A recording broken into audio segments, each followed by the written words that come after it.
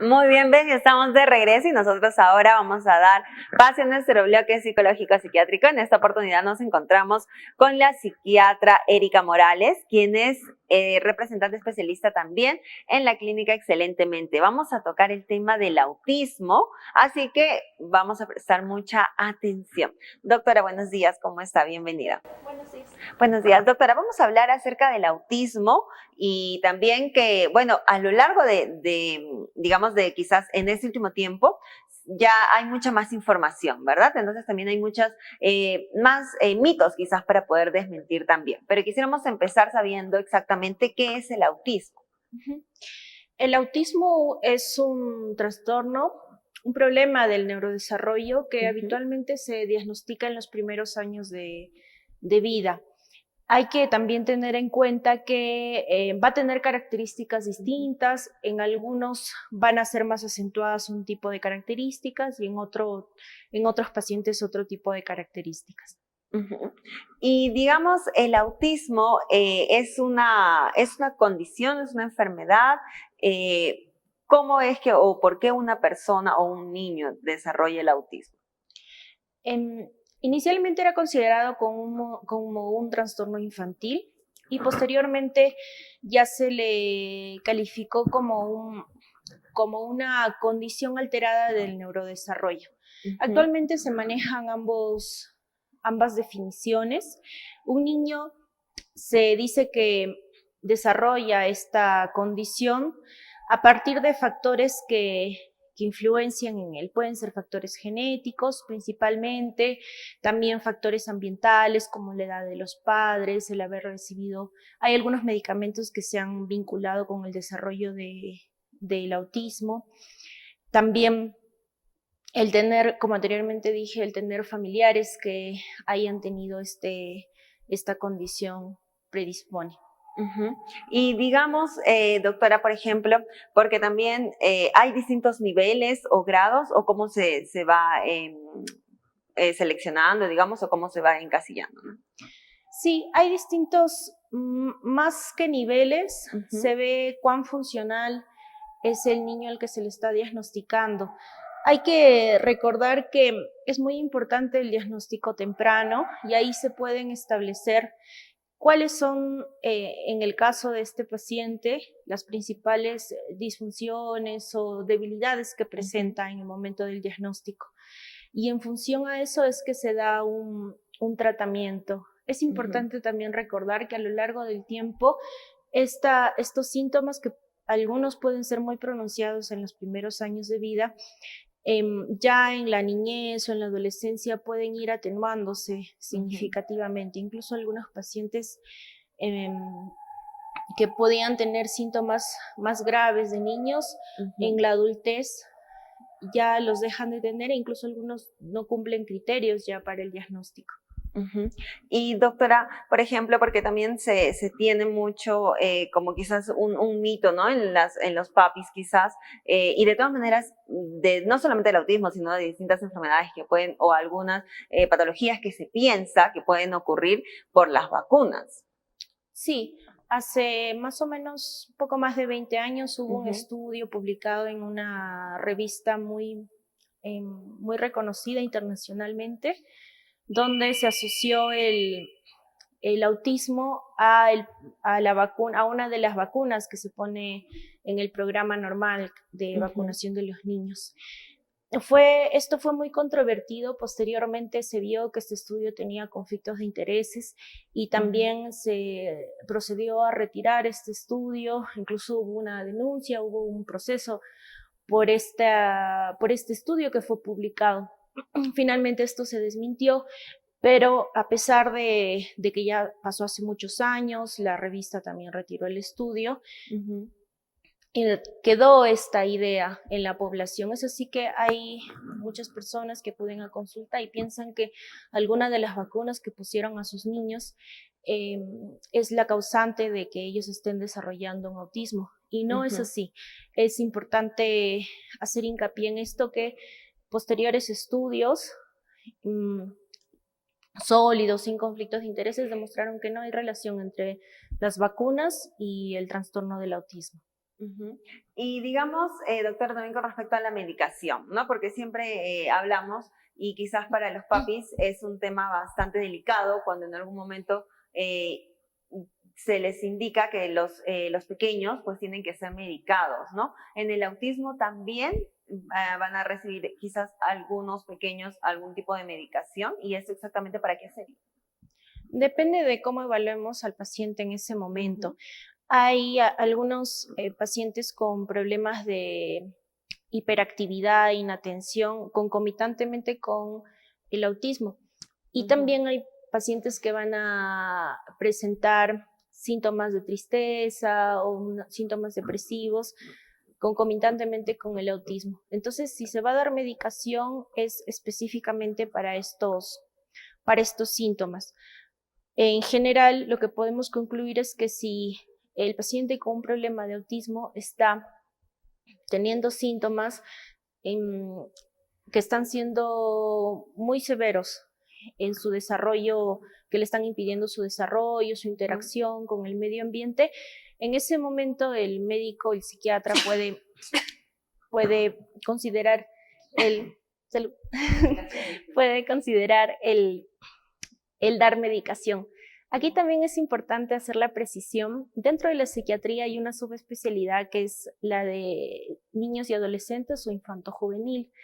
Entonces, estos subespecialistas son los más indicados para ver a la población infanto-juvenil.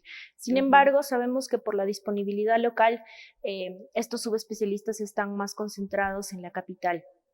De todas maneras, los psiquiatras adultos también tenemos conocimiento y podemos comenzar un abordaje. Y posteriormente, viendo si necesita medicación, porque principalmente la medicación en estos casos se sugiere que más lo den los subespecialistas, sobre todo si son casos complejos, podemos pedir una opinión o sugerir a los familiares del paciente que vaya a un subespecialista. Y doctora, nuevamente va a surgir la pregunta seguramente si este tipo de medicación va a hacer también que quizás los pequeños pues les pueda generar una dependencia. No, en realidad depende de la medicación, pero las medicaciones que se usan y están aprobadas en la población infanto-juvenil, que es donde se da la mayor parte de diagnósticos de autismo, no causan dependencia. Precisamente están aprobadas por ese punto en especial, porque no tienen riesgo de adicción ni dependencia. Bueno, entonces eso también como para que lo puedan tener en cuenta, porque siempre para los papis, pues el tema de la medicación con los niños es un tema bastante importante, ¿no? Pero digamos también, doctora, cuando los pequeños, o porque como usted nos mencionaba, que depende de la funcionalidad también que pueda tener, y después siempre es como una terapia que tienen que realizar los niños que tienen autismo, o digamos, cuál es el proceso si un papi ya sabe que su niño tiene autismo, siempre tiene que estar constantemente quizás asistiendo con el especialista. Aquí hay que precisar algunos puntos importantes. Cuando nosotros empezamos a ver un niño que por lo general en sus 2 primeros años no tiene un desarrollo que consideremos ordinario o típico comparándolo con otros niños, entonces ahí surge una alerta de los padres o familiares. Ahí es que acude el familiar o los padres a consultar con un especialista en salud mental o un personal de salud. Entonces, se cuentan con muchos instrumentos, es decir, cuestionarios, que rápidamente pueden identificar si hay un problema, no necesariamente del autismo, sino un problema en el desarrollo neurológico, un problema en el desarrollo neurológico en general. Entonces, cuando ya se hace la identificación, se deriva a un centro especializado. Puede ser un abordaje con el psiquiatra general y posteriormente, si es un caso más complejo, de acuerdo, como decía, la disponibilidad local de los subespecialistas, se le deriva o se pide una opinión del subespecialista. Entonces, en este primer contacto con la especialidad de psiquiatría, se hace un plan de trabajo. Ahí no solamente se identifica las debilidades o las dificultades que está presentando el paciente, sino también sus potencialidades. Entonces, hay que recordar que el tratamiento en cada paciente y cada familia es individualizado. Ujú. Va a ser dependiendo de cómo vaya evolucionando. Hay que tener 3 pilares, según lo que he revisado, considero que hay 3 pilares importantes en el tratamiento. Ujú. La familia, dar educación a los padres y familiares significativos, abordar el contexto, hacer un contexto amigable para el paciente y el individuo, tanto identificar sus potenciales como también las dificultades que está teniendo. Y sobre eso hacer un plan de trabajo a nivel educacional de la familia y de los educadores. Ujú. En el colegio, por ejemplo, nosotros los profesionales abordamos, ¿no? Dando educación. A nivel del contexto, se puede identificar si hay algunos puntos estresores y ahí también nosotros podemos abordar tanto el psiquiatra como el psicólogo. Y en cuanto al individuo, ahí hay que ver cuáles son sus dificultades. Por lo general, las personas que padecen de autismo presentan dificultades en la comunicación social y en el desarrollo del habla. Entonces, aquí hay que tener en cuenta que es muy importante el abordaje muy temprano, porque el desarrollo del habla es primordial para un posterior desarrollo neurológico y también para que este niño, posteriormente adolescente, se haga independiente. El lenguaje es una herramienta muy importante. Entonces, si nosotros identificamos que tiene problemas en el habla y también en la relacionalidad, la relacionabilidad con otras personas, es decir, en el aspecto social, hacemos esos 2 tratamientos, terapia de lenguaje y terapia psicológica. Y, doctora, me preguntan también cuáles serían como que digamos los primeros síntomas que pueden estar alerta o al tanto los papis para saber si quizás necesitan llevar a su pequeño a una evaluación para saber si está padeciendo autismo o no. Uh-huh. Recuerden que los 2 puntos principales son el desarrollo del habla y cómo se relaciona el niño socialmente. Entonces, por lo general, en los 2 primeros años se va a ver que hay un deterioro o hay, en comparación a otros niños, hay una marcada diferencia.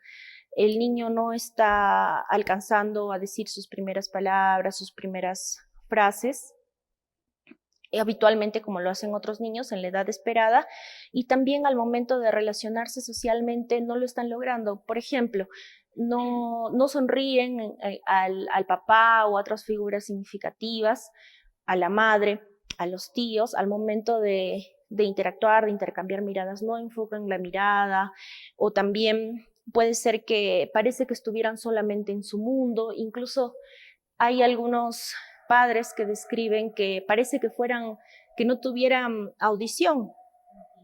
Entonces confunden inicialmente, piensan que no tiene audición y por ese motivo los llevan a consulta y luego se descubre que es un problema del neurodesarrollo.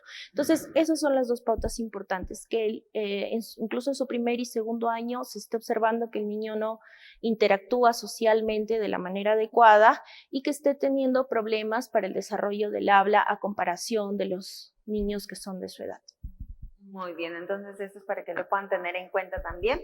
Y doctora, por favor, si nos puede realizar una invitación para que las personas también puedan visitarlos, si gustan mayor información también, ¿dónde están ubicados, por favor?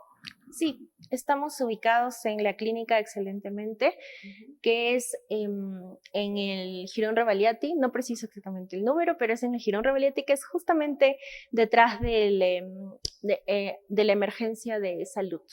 Ahí está el Jirón Ravaliati y en la segunda cuadra estamos en la clínica Excelente. Muy bien, entonces los pueden visitar en el Jirón Ravaliati 166 del Tambo. También pueden visitar todas las redes sociales. Ellos están como clínica psicológica, psiquiátrica Excelentemente. De esa manera pueden también despejar las distintas dudas que puedan tener. Doctora, muchas gracias por habernos acompañado el día de hoy. Gracias.